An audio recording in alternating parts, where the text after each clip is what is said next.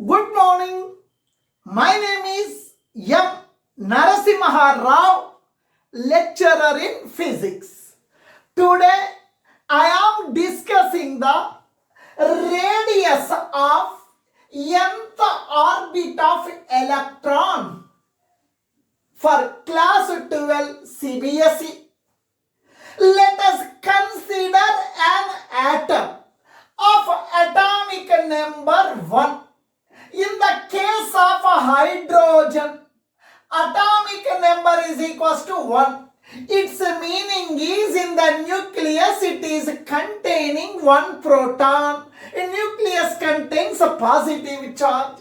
In the case of helium, atomic number is equals to 2. In the case of lithium, atomic number is equals to 3.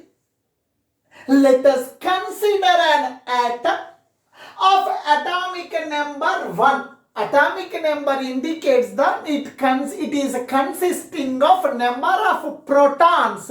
Atomic number indicates the proton number. Now, let us consider an electron of mass m having the charge minus E is revolving in the circular orbit with uniform velocity v, having the radius small r around the nucleus of charge plus Ze.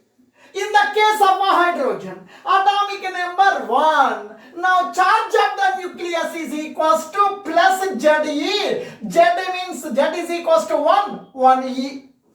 Now, in the case of helium atom, the charge on the nucleus is, charge means plus Ze. In the case of helium, atomic number 2. Plus I am writing plus Z, atomic number. Helium atomic number 2. Z means 2E. In the case of lithium, atomic number 3. Z means 3E. In the case of a hydrogen atom, charge on the nucleus plus 1E. In the case of the helium atom, charge on the nucleus plus 2E. In the case of the lithium atom, charge on the nucleus is a plus 3E. In the case of sodium atom, and the charge on the nucleus is a plus 11E. Here, plus Ze represents the charge on the nucleus. Z represents the atomic number, E represents the charge of the electron. Nucleus charge is a plus Ze, charge on the electron is minus E. Now this is the first charge. I am treating it as Q1. Electron charge is the second charge. I am treating as Q2. These two are separated by some distance. We are calling as a radius. In between positively charged nucleus and a negatively charged electron, there exists a force of attraction. That force we are calling as the Coulomb force. This positively charged nucleus is attracting the electron with some force towards its center. Now, in that force you are calling as the electrostatic force of attraction. Now, electrostatics, according to Coulomb's law in electrostatics, here nucleus is having positive charge, electron is having negative charge. There are 2 point charges separated by small distance. In between the 2 point charges, there may be an attraction or there may be a repulsion. In this case, this positively charged nucleus is attracting the electron with some force towards its center. That force you are calling as the Coulomb force or electrostatic force of attraction. That is given by the formula F is equals to 1 by 4 pi epsilon naught Q1 Q2 by R square. It is the formula. F is equals to Coulomb force of attraction. This positively charged nucleus is attracting the negatively charged electron. This positively charged nucleus is attracting the negatively charged electron towards its center. That force F is equal to 1 by 4 pi epsilon naught Q1 Q2 by R square. F is equals to 1 by 4 pi epsilon naught. Q1 means the first charge. Nucleus charge is the first charge. First charge, nucleus charge, that is plus ZE. ZE. Q2 means the charge of second one. Here this is the second charge. Its charge is E by R. Distance of separation. Distance of separation is equals to radius square ki square. Now F is equals to 1 by 4 pi epsilon naught Z E into E square by R square. This is the Coulomb force of attraction. Now this is the equation number 1. Electron is revolving in the circular orbit. When an object is revolving in the circular orbit, some force is acting towards its center. That force we are calling as the centripetal force. Here, electron is revolving in the circular orbit. When the electron is revolving in the circular orbit, some force is acting towards its center. The force acting towards its center we are calling as the centripetal force. Centripetal force. Centripetal force on electron by the nucleus, that is equals to centripetal force F is equals to m v square by r. It is equation number 2. M represents the mass of electron, v represents the velocity of the electron, R represents the radius. R represents the radius. It is equation number 2. When the electron is revolving in the circular orbit, some force is acting towards its center. That force we are calling as the centripetal force. The centripetal force to this electron is provided by the electrostatic force of attraction. Centripetal force. Please listen. Now here, centripetal force is the force is acting towards its center. Here, this positively charged nucleus is attracting this electron towards its center. Its meaning is centripetal force to this electron was provided by the electrostatic force of attraction. Centripetal force is equal to electrostatic force. Centripetal force. Centripetal force is equals to mv square by r. Centripetal force means mv square by r. Electrostatic force of attraction between this nucleus and this electron. There exists a force of attraction that is given by 1 by 4 pi epsilon naught. 1 by 4 pi epsilon naught z e square by r square that is equals to m v square by r, that is equals to 1 by 4 pi epsilon naught z e square by r square can be written as r into r. R square can be written as r into r. R represents the radius. R represents the radius of nth orbit. R gets cancelled. V square. This r comes to numerator. This r comes to numerator. That is equals to z e square into 1. Z e square into 1. Z e square by 4 pi epsilon naught. This r comes to numerator. mv square. R comes to numerator. That is equal to z e square into 1. Z e square by 4 pi epsilon naught.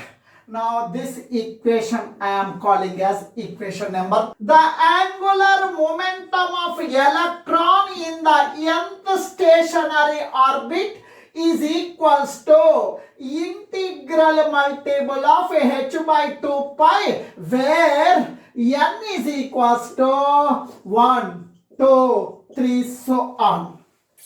Angular momentum of electron.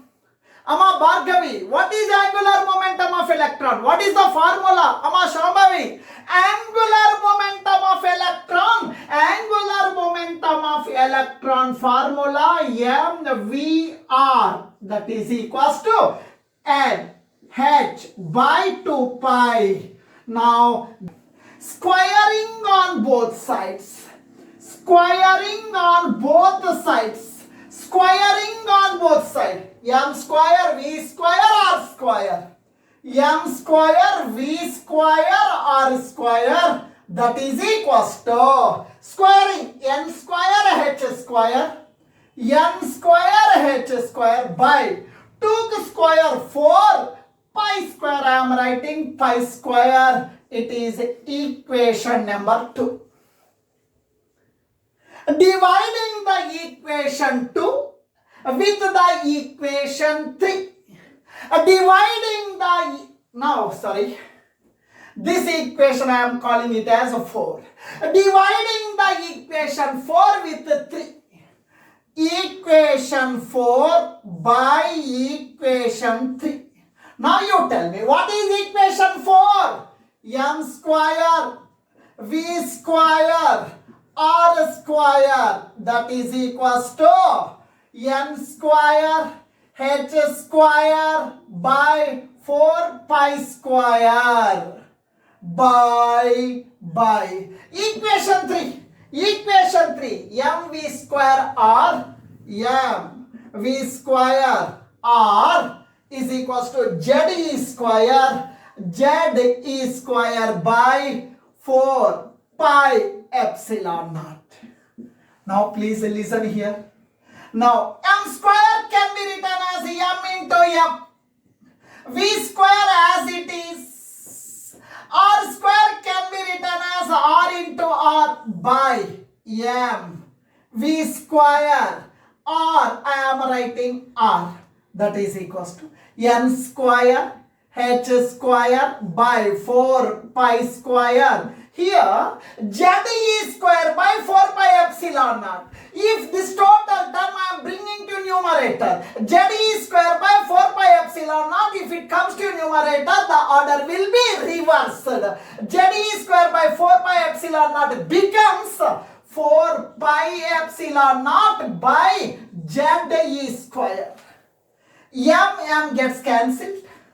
R gets cancelled. V square gets cancelled. MR is equals to 4 cancelled, pi 1 pi cancelled, n square h square epsilon naught by here pi z square. Epsilon naught means permittivity of free space. Now m comes to denominator. R is equals to n square h square epsilon naught by pi. M comes to denominator pi m z square. It is the expression for the radius of nth stationary orbit m z square. Where here n is equal to 1, 2, 3, 4. First orbit, you take n is equal to 1. Second orbit, n is equal to 2. H is the Planck's constant. Epsilon naught, permittivity of free space, 8.85 into 10 power minus 12 farad per meter. M is the mass of electron, Z atomic number, E represents the charge of electron. Now this equation I am calling it as 5. We got an expression for the radius of nth stationary orbit of an electron. R is equals to n square h square epsilon naught pi m z square. N is equal to 1, 2, 3. In the case of first orbit, you take n is equal to 1. In the case of second orbit, n is equal to 2. In the case of third orbit, n is equal to 3. H means a Planck's constant, epsilon naught permittivity of free space. R is equals to n square by z into h square epsilon naught pi m e square. This total term is constant. Why it is h Planck's constant 6.67 into 6.625. H represents the Planck's constant. Its value h is equal to 6.624 into 10 power minus 34 joule second. Epsilon naught permittivity of free space. Pi constant, the mass of electron constant, charge of electron constant. Now if you substitute the values, h is equal to 6.625 into 10 power minus 34 joule second. Epsilon naught permittivity of free space 8.85 into 10 power minus 12 farad per meter. Now pi 22 by 7, m mass of the electron 9.1 into 10 power minus 31 kg. E represents the charge of electron 1.6 into 10 power minus 19 Coulomb. If you substitute all these values in this formula, we are getting R is equals to n square by z into this total value, we are getting 0.53 angstrom. 0.53 angstrom. 0.53 angstrom. In the case of hydrogen,